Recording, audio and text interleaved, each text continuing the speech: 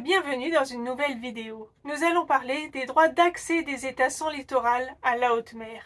Avant de commencer, n'oubliez pas de me soutenir en vous abonnant et en likant ma vidéo si vous aimez mon travail.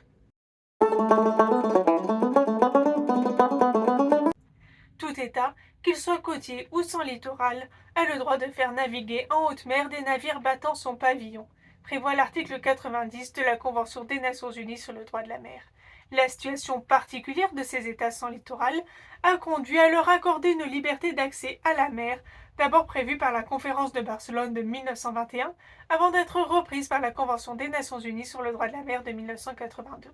Cela afin de les désenclaver, situation préjudiciable quand on sait que 31 sur 45 pays en développement, c'est-à-dire les 3/4, n'ont pas de littoral et que parmi ceux-là, 17 font même partie des pays les moins avancés qui combinent faibles revenus, faible développement et instabilité économique.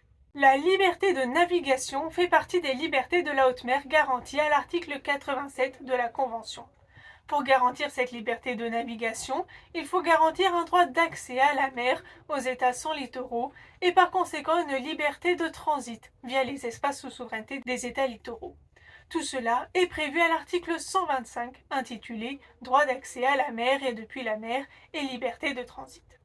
Les États sans littoral ont le droit d'accès à la mer et depuis la mer pour l'exercice des droits prévus dans la Convention, y compris ceux relatifs à la liberté de la haute mer et au patrimoine commun de l'humanité. À cette fin, ils jouissent de la liberté de transit à travers le territoire des États de transit et par tout moyen de transport. Les conditions et modalités de l'exercice de la liberté de transit sont convenues entre les États sans littoral et les États de transit concernés par voie d'accords bilatéraux, sous-régionaux ou régionaux. Dans l'exercice de leur pleine souveraineté sur leur territoire, les États de transit ont le droit de prendre toutes mesures nécessaires pour s'assurer que les droits et facilités stipulés dans la présente partie au profit des États sans littoral ne portent en aucune façon atteinte à leurs intérêts légitimes. Ainsi, l'accès doit être prévu dans le cadre d'un accord bilatéral, comme la concession accordée à la Hongrie depuis 2020 dans le port de Trieste, en Italie. Cela permet ainsi à la Hongrie d'exporter pour environ 155 milliards de dollars de marchandises par an, majoritairement par la mer. Il s'agit d'un droit d'accès, mais pas d'une obligation de permettre l'accès de la part de l'État littoral concerné, comme l'illustre l'affaire obligation de négocier un accès à l'océan Pacifique opposant la Bolivie et le Chili.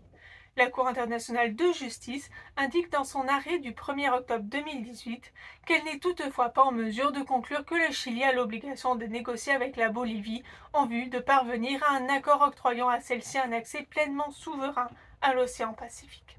Ce droit de navigation permet l'exercice des libertés de la haute mer, dont la liste exhaustive est donnée à l'article 87 de la Convention, notamment celui de la pêche.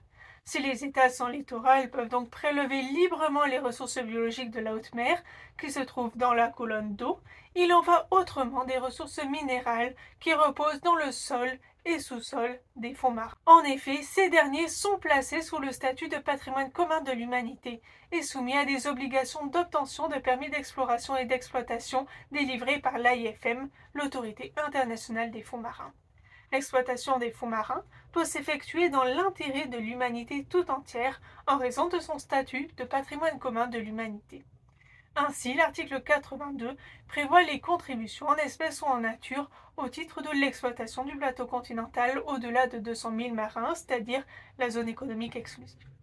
Celle-ci s'effectue par le canal de l'autorité qui les répartit entre les États parties selon des critères de partage équitables compte tenu des intérêts et besoins des États en développement, en particulier des États en développement les moins avancés ou sans littoral, conformément à son paragraphe 2. Cet article exempte donc naturellement ces États désavantagés du paiement de cette contribution. Tout État en développement qui est importateur net d'un minéral extrait de son plateau continental est dispensé de ces contributions en ce qui concerne ce minéral. Ainsi, la Convention des Nations Unies sur le droit de la mer, dont la rédaction a été guidée par l'objectif de ne pas laisser pour compte les pays géographiquement désavantagés, que ce soit géographiquement ou économiquement, cela étant souvent lié, en permettant à tous les États du monde de bénéficier des avantages liés à la mer, garantit l'accès à la mer aux États enclavés. Cependant, la mise en pratique de ce droit reste largement soumise à la volonté des États de transit. J'espère que cette vidéo vous aura été instructive et que vous apprécierez également les prochains épisodes. À bientôt dans une nouvelle vidéo.